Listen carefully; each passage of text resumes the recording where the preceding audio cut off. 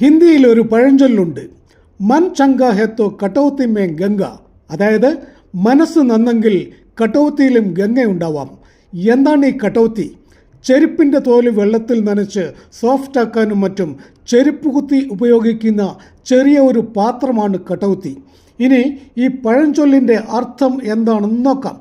മൻ ചങ്ക ഹെത്തോ കട്ടൗത്തി may Ganga. പണ്ടൊരിക്കൽ ഗംഗയിൽ കുളിക്കുവാൻ പോകവേ ബ്രാഹ്മണൻ്റെ ചെരുപ്പ് കേടായിപ്പോയി. വഴിയരികിലുണ്ടായിരുന്ന ഒരു ചെരുപ്പ് കുത്തിയെ കൊണ്ട് ബ്രാഹ്മണൻ ചെരുപ്പ് നന്നാക്കിയെടുത്തിട്ട് അയാളോട് ചോദിച്ചു, എത്ര തരണം? അപ്പോൾ ചെരുപ്പ് കുത്തി പറഞ്ഞു, ഒരണ. അപ്പോൾ വീണ്ടും ബ്രാഹ്മണൻ, ഇത്ര ചെറിയ പണിക്ക് ഒരണയോ? എൻ്റെ കയ്യിലിപ്പോൾ കാലണയേ ഉള്ളൂ. ചെരുപ്പ് കുത്തി ആ കാലണ നാണയം മേടിച്ച് കട്ടൗത്തിയിൽ ഇട്ടതിന് ശേഷം ബ്രാഹ്മണനോട് ചോദിച്ചു, അങ്ങ് എവിടേക്കാ യാത്ര? ഞാൻ ഗംഗയിൽ കുളിക്കാൻ പോവുകയാ. അതെയോ? കട്ടൗത്തിയിലിട്ടിരുന്ന നാണയമെടുത്ത് ബ്രാഹ്മണൻ്റെ നേർക്ക് നീട്ടി ചെരുപ്പ് കുത്തി പറഞ്ഞു, ഇതാ എൻ്റെ ഈ നാണയം അങ്ങ് ഗംഗാദേവിക്ക് സമർപ്പിച്ചാലും ഒരു ഉപകാരം ചെയ്താലും. അപ്പോൾ ബ്രാഹ്മണൻ ചോദിച്ചു, നിനക്ക് തോന്നുന്നുണ്ടോ ഗംഗാദേവി നിൻ്റെ ഈ നാണയം സ്വീകരിക്കുമെന്ന്? അപ്പോൾ ചെരുപ്പ് കുത്തി പറഞ്ഞു, തീർച്ചയായും. ഓഹോ, അങ്ങനെയാണോ? എങ്കിലതൊന്ന് കാണണമല്ലോ. ഗംഗാതീരത്തെത്തിയ ബ്രാഹ്മണൻ ആ നാണയം ഗംഗയിലേക്കിട്ടു. അത്ഭുതമെന്നേ പറയേണ്ടൂ. വെള്ളത്തിനു മീതെ മനോഹരമായ ഒരു കൈ ഉയർന്നു വന്ന് ആ നാണയം കൊണ്ടുപോയി.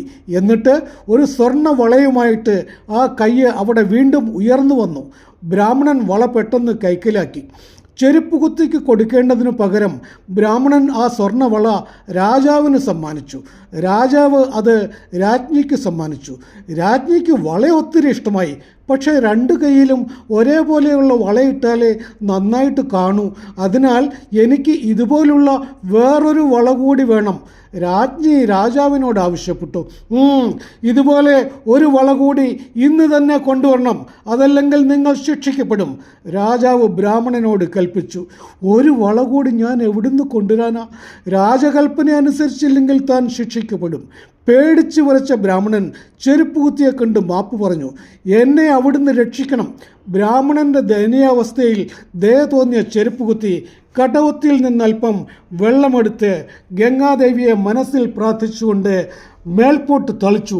അപ്പോഴതാ കട്ടൗത്തിയിൽ ഒരു സ്വർണ്ണ വള.